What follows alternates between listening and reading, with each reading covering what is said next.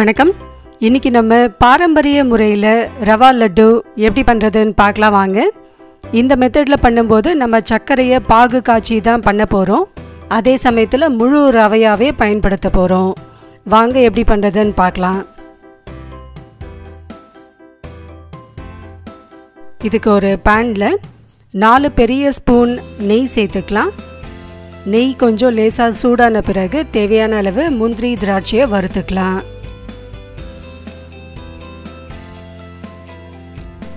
Nonstick பேனில் பண்ணோன்னா கொஞ்சம் ஈஸியாக இருக்கும். அப்படி இல்லைன்னா நார்மல் கடாயிலையும் பண்ணலாம். முந்திரி திராட்சை லேசாக கொஞ்சம் வறுபட்ட பிறகு 1 கிளாஸ் ரவையை முழு ரவையை இதில் சேர்த்து வறுத்து எடுத்துக்கலாம். நான் இன்றைக்கி 300 கிராம் ரவை வச்சு தான் பண்ண போகிறேன். நம்ம முந்திரி திராட்சையை தனியாக எடுக்க வேண்டாம், இதிலே இருக்கட்டும்.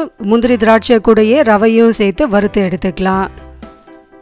இப்போ அடுப்பை லோ ஃப்ளேமில் வச்சுட்டு சரியாக ஒரு 10 நிமிஷம் அது மாதிரி நல்ல வாசனை வர அளவுக்கு வறுத்து எடுத்துக்கலாம்.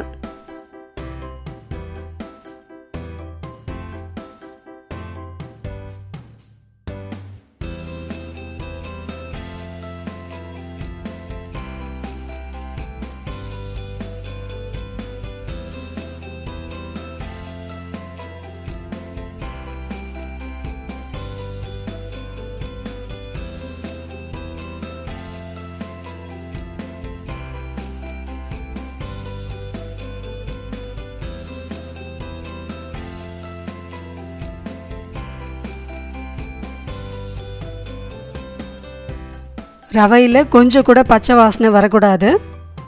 நெய்யும் ரவையும் நல்லா கலந்து இந்த அளவுக்கு நல்ல கமகமன்ட்டு வாசனை வரணும். இப்போ இதை ஒரு தனியாக தட்டில் எடுத்து வச்சுக்கலாம்.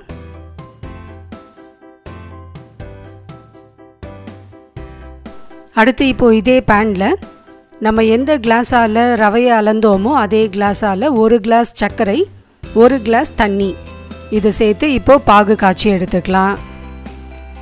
இந்த மெத்தடுக்கு பார்த்திங்கன்னா ரவை தண்ணி சர்க்கரை 3மே சமமான அளவில் எடுத்தாலே கரெக்டாக இருக்கும்.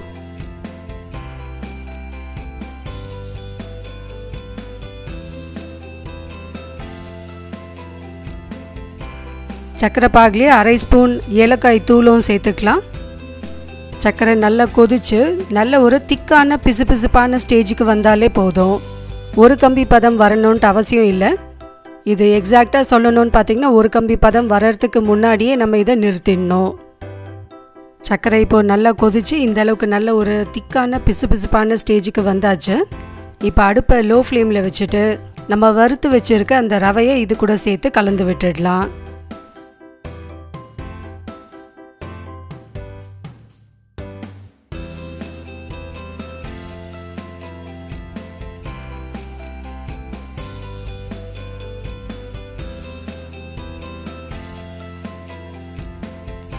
ரவையை சேர்க்கும் போது மட்டும் அடுப்பை லோ ஃப்ளேமில் வச்சுட்டு அதுக்கப்புறமா இதை ஹை ஃப்ளேம்லேயே வச்சு நல்லா கைவிடாமல் கலந்து விட்டுட்டே இருக்கலாம்.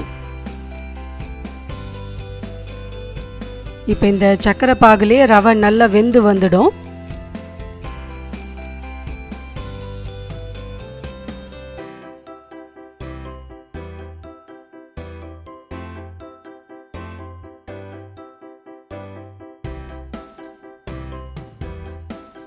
இந்த மெத்தடில் பண்ணும்போது ரவை நல்லா சாஃப்டாகவும் இருக்கும், அதே சமயத்தில் நல்லா வெந்து இருக்கும். பச்சை வாசனை கொஞ்சம் கூட இருக்காது. அதே சமயத்தில் முந்திரி திராட்சைலாம் உதிராமல் நல்ல ஒரு சாஃப்டான அதே சமயத்தில் நல்ல ஒரு கெட்டியான ரவா லட்டு பதத்துக்கு நம்மளால் பிடிக்க முடியும். நம்மளோட இதே S2C குக்கிங் சேனலில் ரவா லட்டு இன்னொரு மெத்தடில், அதாவது ரவையும் சர்க்கரையும் பொடி பண்ணி ஒரு பவுடர் ஃபார்மில் லட்டு எப்படி பண்ணுறதுன்ற வீடியோ ஆல்ரெடி அப்லோட் பண்ணியிருக்கோம். அந்த வீடியோவோட லிங்க் நான் உங்களுக்கு டிஸ்கிரிப்ஷனில் ஷேர் பண்ணுறேன். மறக்காமல் அந்த வீடியோவும் பாருங்கள், ரொம்ப யூஸ்ஃபுல்லாக இருக்கும். இப்போ இந்த ஸ்டேஜில் நம்ம அடுப்பை ஆஃப் பண்ணிடலாம். பார்க்குறதுக்கு கொஞ்சம் லேசாக கேசரி மாதிரி தான் இருக்கும். ஆனால் இது நல்ல 1 மணி நேரம் கழித்து ஆறின பிறகு நல்ல கெட்டியாக மாறி வந்துடும். 1 மணி நேரம் இப்போ இது நல்லா ஆறிடுச்சு. கொஞ்சம் கூட இப்போ இதில் சூடு இல்லை, நல்ல கெட்டியான பதத்துக்கு மாறிடுச்சு. இப்போ நமக்கு தேவையான அளவுகளில் லட்டு பிடிச்சிக்கலாம். கொஞ்சம் நல்லா ஷைனிங்காக இருக்கணும்னா கையில் லேசாக கொஞ்சம் நெய் தடவிட்டு அதுக்கப்புறமா லட்டு பிடிச்சோன்னா நல்லா பார்க்குறதுக்கு கிளாஸியாக இருக்கும்.